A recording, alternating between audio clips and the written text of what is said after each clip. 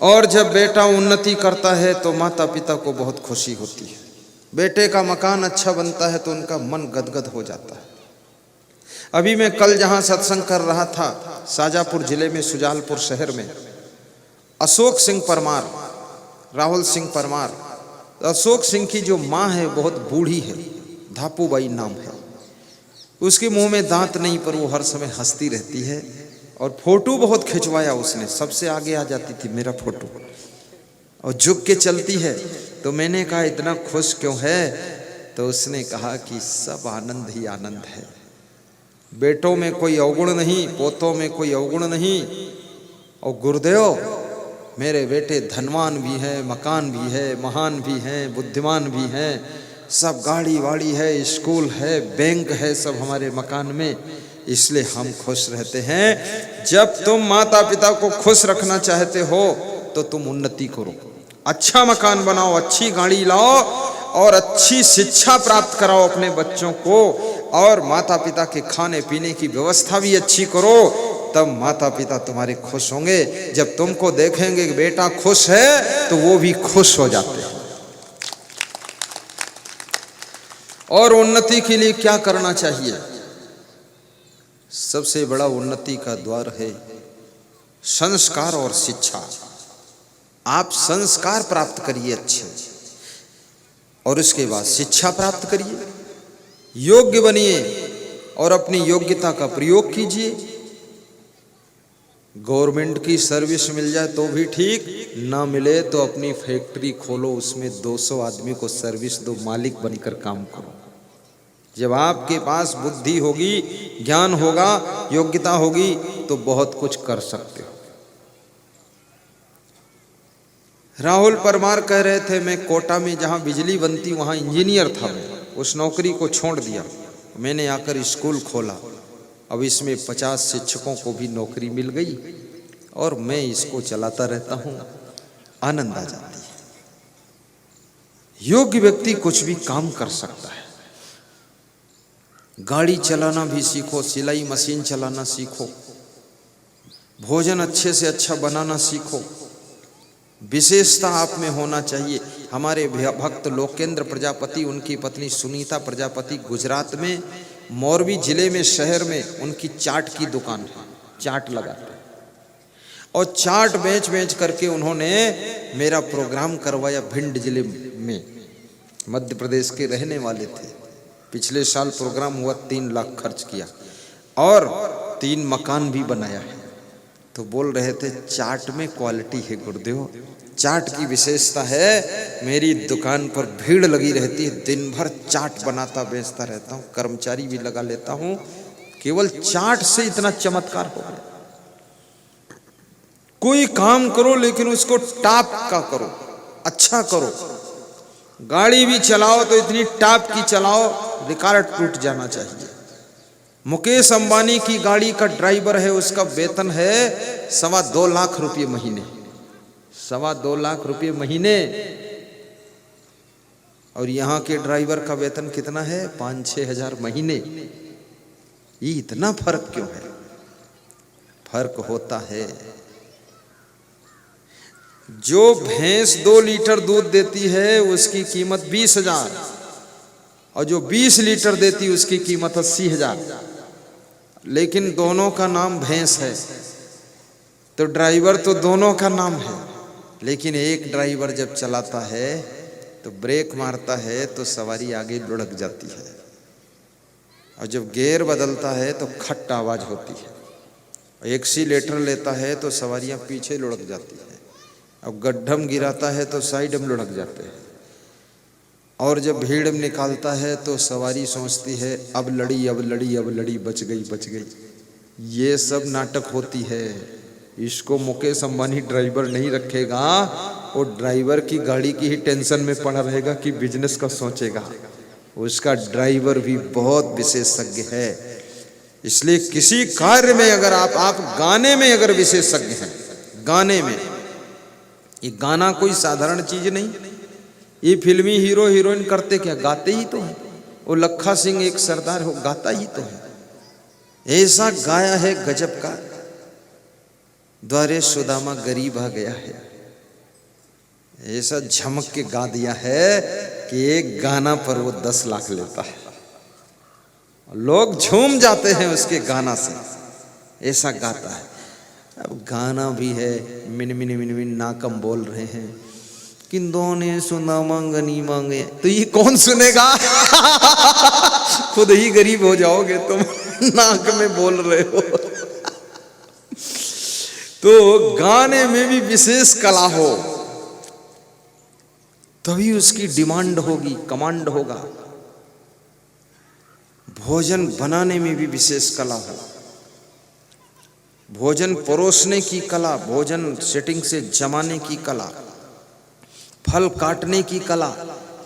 कितने लोग फल ऐसे काटते हैं जैसे कोई जानवर का चारा काटा गया है, खाने वाला उसको देख के सब कचपच कचपच, उसको खाने की हिम्मत नहीं।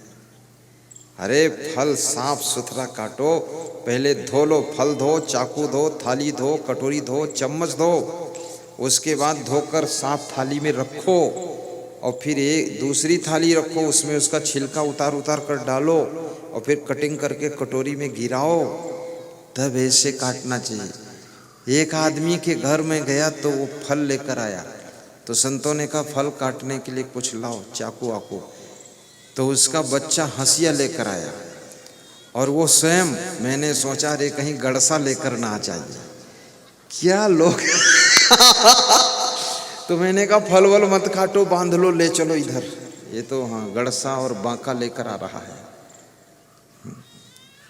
फल काटने में भी कला है, झाड़ू लगाने में भी कला है, कपड़े धोने में कला है, सिलाई में भी कला है। हर टेलर से तुम थोड़े सिलाई करवाओगे।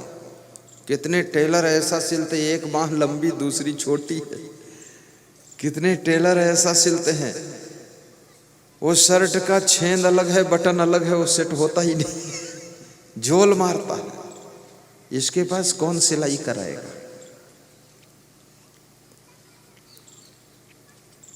मकान भी बनाने की कला सीखो, अच्छा मकान बनाओ, राजगीर मिस्त्री बनो, फर्स्ट क्लास।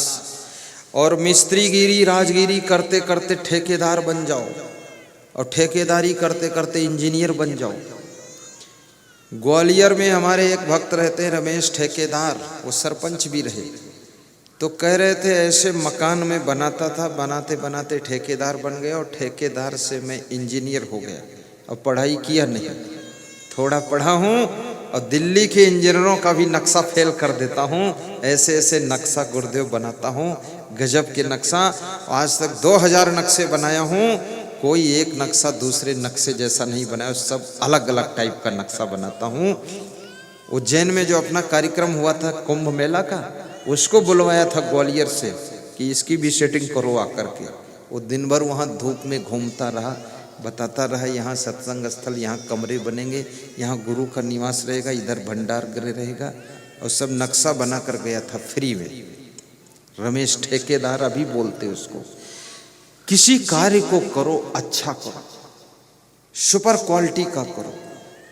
जिसके दिल में दया का खजाना नहीं, राम का नाम लेने से क्या फायदा, राम का नाम लेने से क्या फायदा। दान का हाथ आगे बढ़ाया नहीं, खाली माला हिलाने से क्या फायदा, खाली माला हिलाने से क्या फायदा। जिसके हाथों से दान नहीं हुआ तो माला घुमाने से भी कोई फायदा नहीं। और जो व्यक्ति इन कानों से सत्संग नहीं सुना, उसके कान होने से क्या फायदा। इन आँखों से दर्शन नहीं किया महान पुरुषों का, तो ये आँखें होने से क्या फायदा। इस मुंह से भजन सत्संग के शब्द नहीं बोले, तो तो ये जीभ होने से क्या फायदा, और इन पैरों से चल करके सेवा परोपकार नहीं किया तो पैर होने से क्या फायदा, और मनुष्य जीवन मिल गया, भक्ति नहीं किया, धर्म नहीं किया तो ये जीवन भी पाने से क्या फायदा।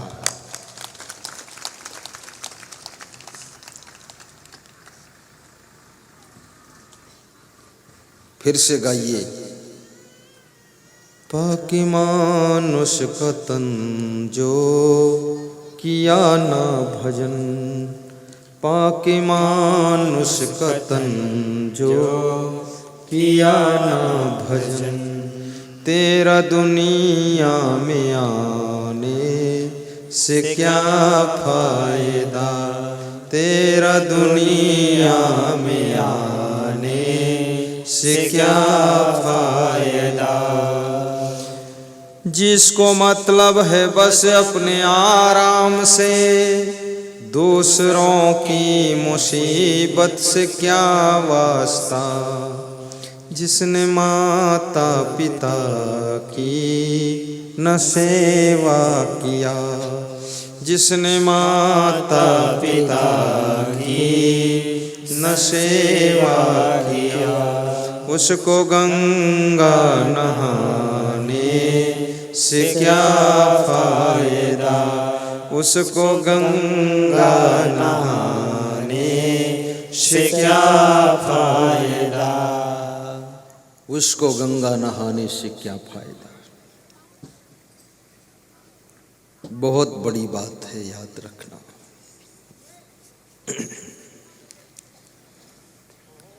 घर ही में तीरथ मनैबे, मंदिर हम काहे को जइबे। सासू को गौरा ससुर महादेवा, स्वामी को ईश्वर बनैबे, मंदिर हम काहे को जइबे। घर ही में तीरथ बनैबे, मंदिर हम काहे को जइबे। बड़ा अच्छा भजन है ये। घर ही में तीरथ बनैबे, मंदिर हम काहे को जइबे। घर ही में तीरथ बनैबे, मंदिर हम काहे को जइबे। सासू को गौरा ससुर महादेवा, सासू को गौरा ससुर महादेवा, स्वामी को ईश्वर बनैबे, मंदिर हम काहे को जइबे। स्वामी को ईश्वर बनैबे, मंदिर हम काहे को जइबे। घर ही में तीरथ बनैबे, मंदिर हम काहे को जइबे। घर ही में तीरथ बनैबे, मंदिर हम काहे को जइबे। संतन के सतसंग तीरथ में, संतन के सतसंग तीरथ में, मली मली दाग छोड़ैबे, मंदिर हम काहे को जइबे। मली मली दाग छोड़ैबे, मंदिर हम काहे को जइबे। मात पिता की सेवा करी के, मात पिता की सेवा करी के, कोटि न तीरथ फल पैबे, मंदिर हम काहे को जइबे।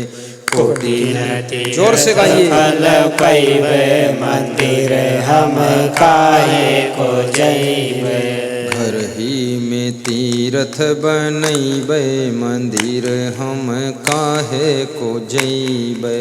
घर ही में तीरथ बनैबे, मंदिर हम काहे को जइबे।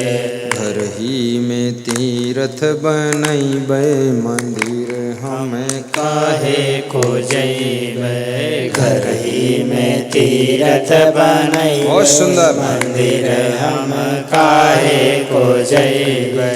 कहाँ कहाई कबीर सब अवगुण तजी कै, कहाई कबीर सब अवगुण तजे के, जीवन सफल बनैबै मंदिर हम काहे को जैबै, जीवन सफल बनैबै मंदिर हम काहे को जैबै, घर ही में तीर्थ बनैबै मंदिर हम काहे को जैबै, घर ही में तीर्थ बनैबै मंदिर हम काहे को जैबै, संतन के सत्संग तीरथ में, संतन के सत्संग तीरथ में, मलि मलि दाग छोड़ैबै मंदिर हम काहे को जैबै, मलि मलि दाग छोड़ैबै मंदिर हम काहे को जैबै, घर ही में तीर्थ बनैबै मंदिर हम काहे को जैबै, घर ही में तीर्थ बनैबै मंदिर हम काहे को जैबै। बोलिए सद्गुरु भगवान की जय।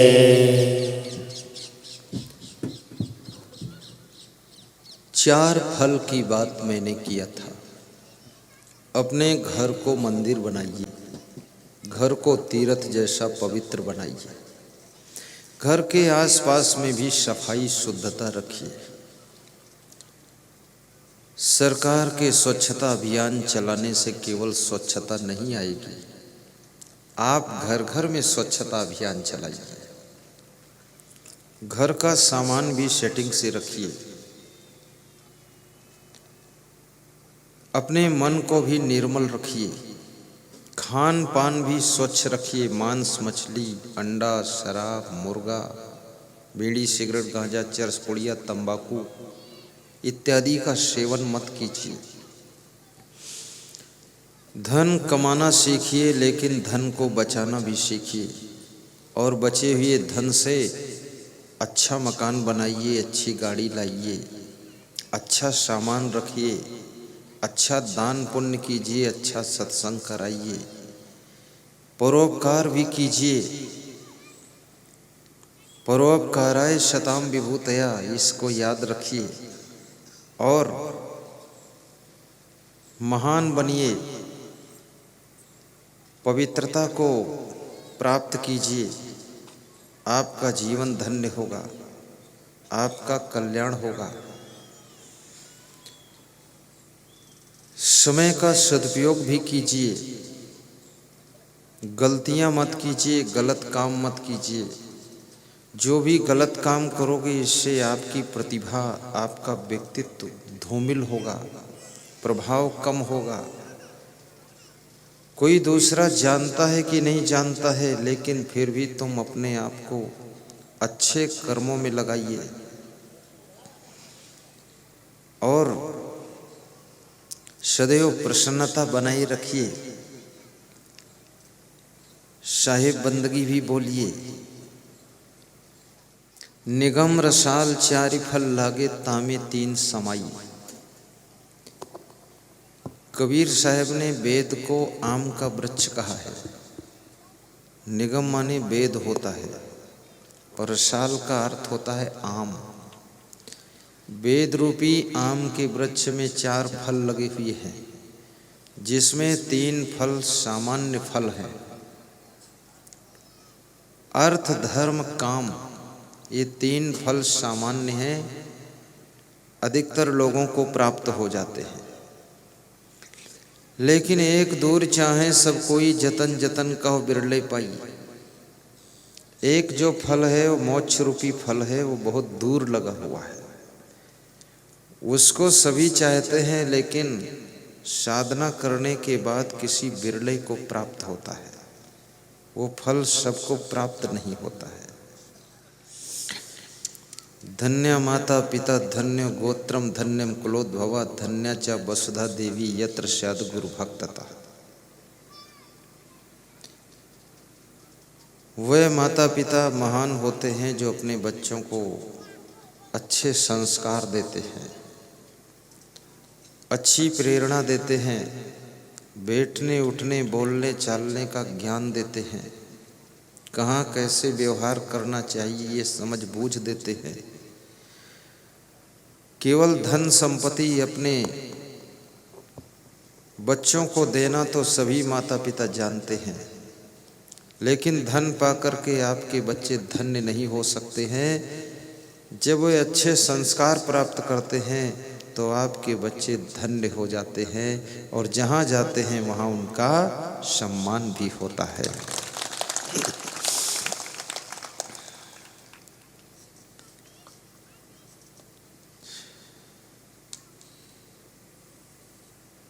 निगम रसाल चारि फल लागे तामे तीन समाई, एक दूर चाहे सब कोई जतन जतन कहो बिरले पाई। ये मोक्ष रूपी फल सबसे दूर लगा हुआ है और जिस मोक्ष को सभी चाहते हैं लेकिन कोई बिरले मोक्ष पाता है। सबका मोक्ष नहीं हो सकता है, क्योंकि मोक्ष के लिए मोह छोड़ना पड़ता है और ये मोह छूटता नहीं है। ये ममता तू न गई मेरे मन से ये अंदर पकड़े रहती है। श्री कृष्ण भगवान से अर्जुन ने पूछा है कि जिनको मोक्ष चाहिए उन्हें क्या करना पड़ता है। श्री कृष्ण कहते, अर्जुन निर्माण मोहा जित संग दोषा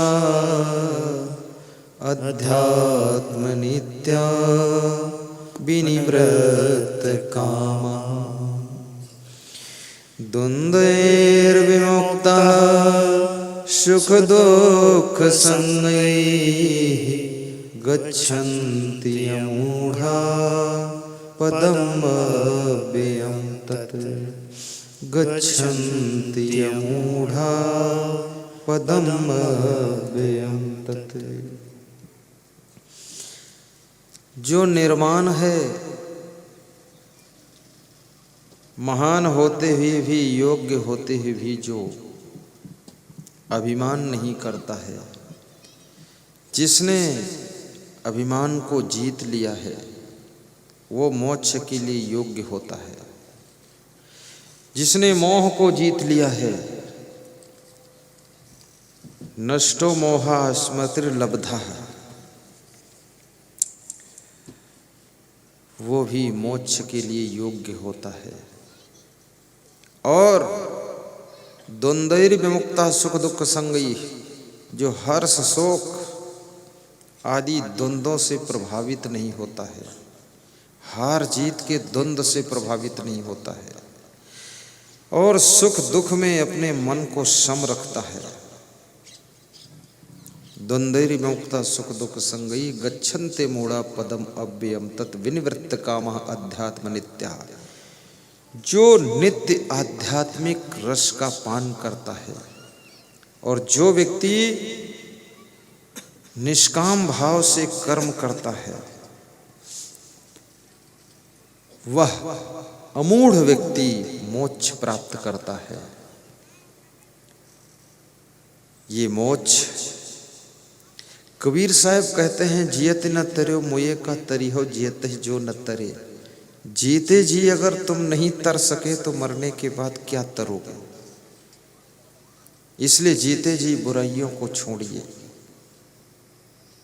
और इस दुनिया में आए हो तो कुछ अच्छा काम भी कीजिए, अपने आप को संभालिए। जिस क्षेत्र में तुम काम करते हो, तुम्हारा इंटरेस्ट है, चाहे राजनीतिक फील्ड हो, उसमें भी आप अच्छा रिस्पांस लाइए।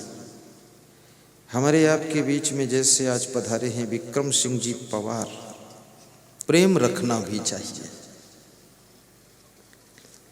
प्रेम में प्रसन्नता की प्राप्ति भी होती है। अंतिम पंक्ति में कबीर साहब बहुत अच्छी बात बता रहे हैं। आइए अपने प्रसंग में। गए वसंत ग्रीष्म ऋतु आई बहुर न तरिवर्तर आवे। जब बसंत ऋतु बीत जाती है तो गर्मी की ऋतु आती है। और गर्मी की ऋतु में हर व्यक्ति छाया और शीतल वृक्ष का ठिकाना ढूंढता है कि कोई वृक्ष की छाया में बैठूं या मकान की छाया में बैठूं। लेकिन साहब कहते हैं ऐसे ही जब मनुष्य की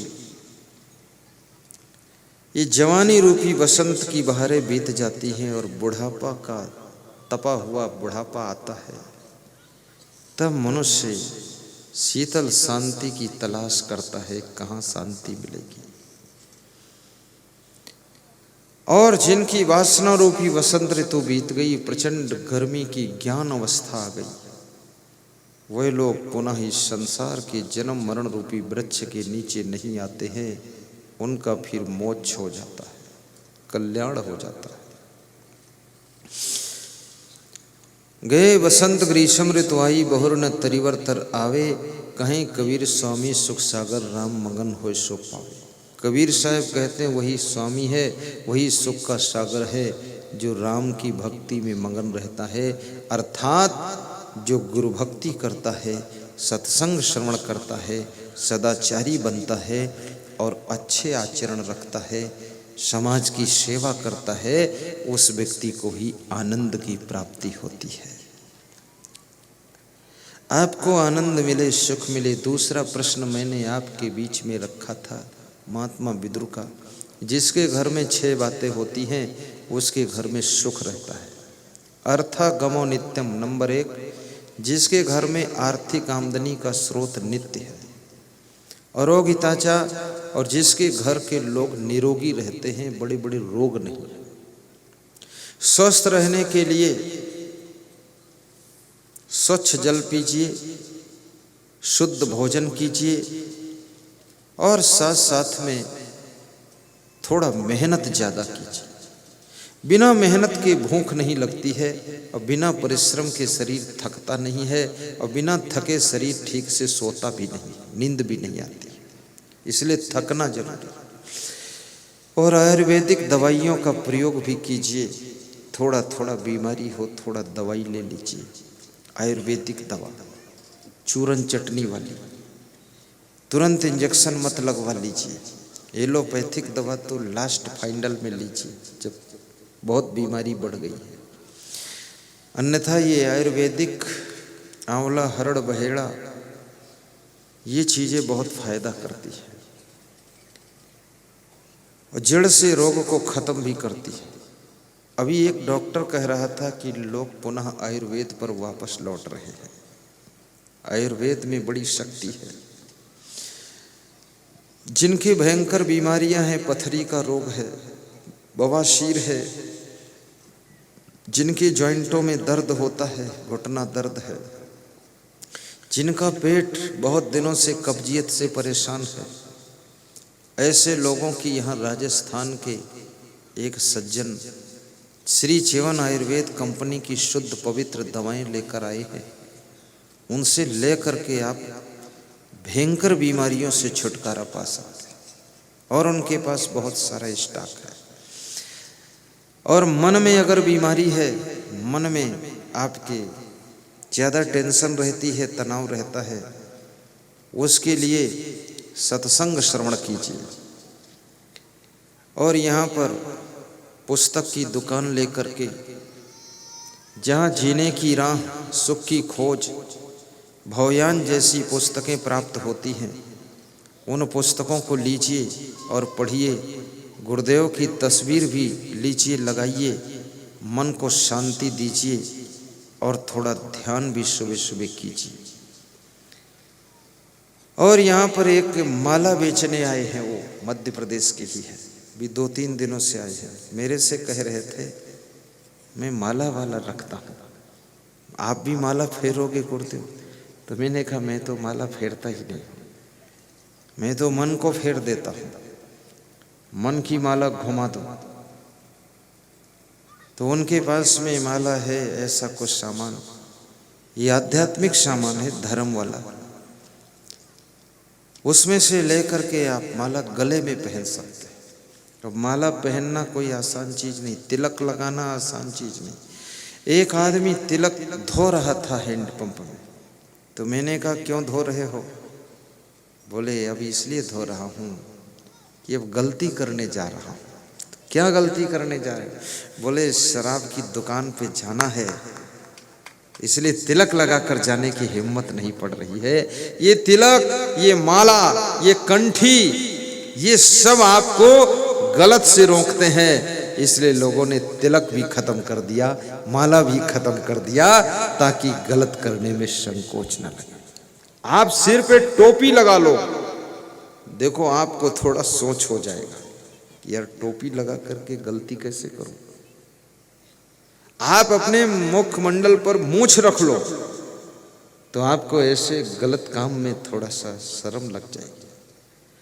आप सिर में पगड़ी बांध लो जगदीश माठ साहब जैसी। खड़े हो जगदीश माठ साहब।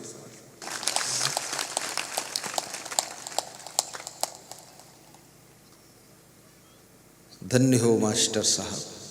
तो अर्थागमो नित्यम अरोगिता चा, आपका शरीर भी निरोगी रहे, मन भी निरोगी रहे, मन में काम, क्रोध, लोभ, मोह, ईर्ष्या, द्वेष ये पैदा न होने पाए। मन के अंदर लोग इसलिए ज़्यादा परेशान हैं, दुखी हैं कि उनका मन शुद्ध नहीं है, मन में बड़ी चंचलता है, मन में गड़बड़ेशन है। और याद रखना भाइयों बहनों, ये मन जिसने संभाल लिया तो ये मन आपको महान बना देता है। मन ऐसी चीज है जो कभी थकता नहीं, रुकता नहीं, और बिना वेतन के काम करता है। कितना सोचो सोचता रहता है। अर्थागमो नित्यम रोगिता चा प्रिया च भार्या प्रियवादिनी चा, और जिसके घर में प्रिय स्वभाव की स्त्रियां रहती हैं उस घर में सुख निवास करता है। लेडीज के स्वभाव पर भी तुम्हारे घर का सुख डिपेंड करता है। अगर इनका स्वभाव क्रोधी है, हठी है, जिद्दी है, आलसी है, तो आपके घर में दुख रहेगा। समय पर ना तो भोजन बनेगा, ना घर की सिटिंग रहेगी, और दरवाज़ा खुला छोड़ देगी, कुत्ते बिल्ली सब भोजन खाएंगे, और कुछ कहोगे तो बिल्ली की तरह गुर्राएगी तुमसे। ये बहुत बड़ी समस्या है। और रोगिता चा प्रिया चा भार्या प्रियवादिनी चा, जिस घर की स्त्रियां अपने अपने पतियों से प्रेम से बोलती है उस घर में शांति रहती है, सुख रहता है। वश्य पुत्रो अर्थ करी च विद्या, और पांचवी चीज, जिस घर के पुत्र पिता के आज्ञाकारी है, बात नहीं लड़ाते हैं अपने पिता से माता से, आज्ञा मानते हैं। और जिस घर के सभी सदस्य कलाकार है, होशियार है, बुद्धिमान है, अच्छे तरीके से सब काम करते हैं, आलसी नहीं है, ये छठा गुण जिस घर में होता है उस घर में सदैव सुख निवास करता है। इसलिए 6 बातें अपने अपने घरों में पैदा कीजिए तो आपके घर में सदैव सुख रहेगा।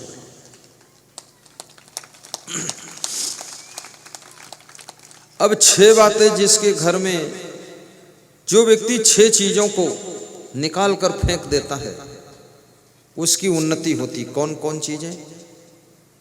खड़दोषा पुरुषेणे हातव्याम भूत मिच्छिता अतिनिद्रा तंद्रा भयम क्रोधम आलस्यम दीर्घ सूत्रता। जो अति नींद नहीं लेता है, ऊंघता नहीं है, आलस्य नहीं करता है, क्रोध को काबू रखता है, जो भयभीत नहीं होता है, निडर है, और जो टाइम को पास नहीं करता है, कम समय में अधिक कार्य करता है और डिसीजन भी सही लेता है, वह व्यक्ति सदैव उन्नति करता है। जो व्यक्ति डरपोक है, आलसी है, बहुत सोता है, जहां बैठता ऊँघता रहता है, और क्रोध बहुत करता, गुस्सा बहुत आती है, और काम में टाइम पास करता है, 1 घंटे में होने वाले कार्य को 3 घंटे में करता है, उस व्यक्ति की उन्नति रुक जाती है। इसलिए कम समय में ज्यादा काम कीजिए और सहन शक्ति को बढ़ाइए, क्रोध को कंट्रोल रखिए, आलस्य बिल्कुल मत कीजिए, तो आपकी उन्नति बहुत होगी। खड़दोषा पुरुषेणे हतव्याम भूति मिच्छिता अतिनिद्रा तंद्रा भयम क्रोधम आलस्यम दीर्घ सूत्रता। अब घुटनों पर हाथ रखिए और पहली अंगुली अंगूठा जोड़िए, सत्संग विसर्जन का मंत्र बोलिए। सर्वे भवन्तु सुखिनः सर्वे सन्तु निरामयः सर्वे भद्राणि पश्यन्तु मां कश्चित् दुःख भाग् भवेत्। सुखी बसे संसार सब, दुखिया रहे न कोई। ऐसी मेरी भावना पूर्ण करो प्रभु सोई। ध्यान मूलम गुरुर्मूर्ति, पूजा मूलम गुरुपदम, मंत्र मूलम गुरुर्वाक्यम, मोक्ष मूलम गुरु कृपा। शांति शांति शांति। सभी श्रोता नयन बंद करके ध्यान मुद्रा में बैठ जाएं। नयन बंद कर ले।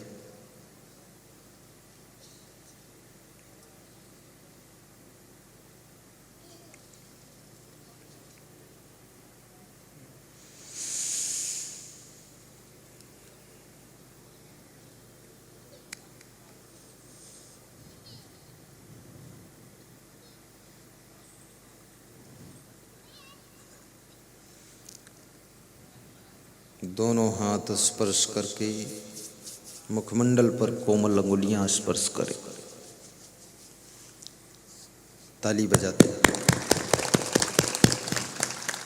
हाथ जोड़कर बोलें, जय श्री राम, जय श्री राम, जय श्री कृष्ण, जय श्री कृष्ण, जय कबीर, जय महावीर, जय क्षमादेव, जय गुरुमनदेव, जय गुरुमनदेव।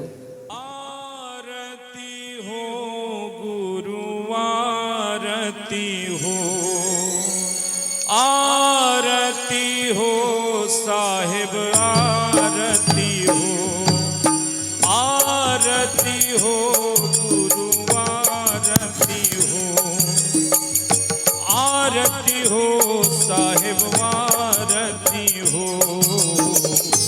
आरती गरीब निवाज साहिब, आरती हो। आरती दीन दयाल साहिब, आरती हो। ज्ञान आधार विवेक की बाती, ज्ञान आधार विवेक की बाती। सुरती ज्योति जहाँ जाग साहिब, आरती हो। आरती गरीब निवाज साहिब, आरती हो। आरती दीन दयाल साहिब, आरती हो। आरती करो सतगुरु साहिब की, आरती करो सतगुरु साहिब की। जहाँ सब संत समाज साहिब, आरती हो। आरती गरीब निवाज साहिब, आरती हो। आरती दीन दयाल साहिब, आरती हो।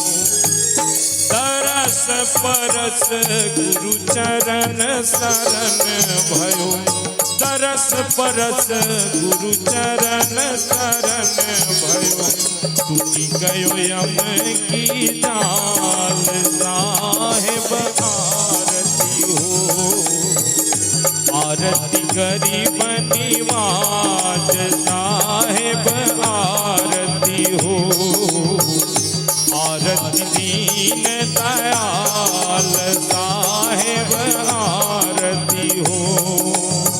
साहिब कबीर संतन की कृपा से, साहिब कबीर संतन की कृपा से। भयहु परख प्रकाश साहिब, आरती हो। आरती गरीब निवाज साहिब, आरती हो।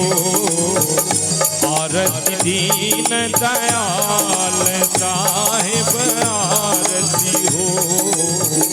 आरती गरीब निवाज साहिब, आरती हो।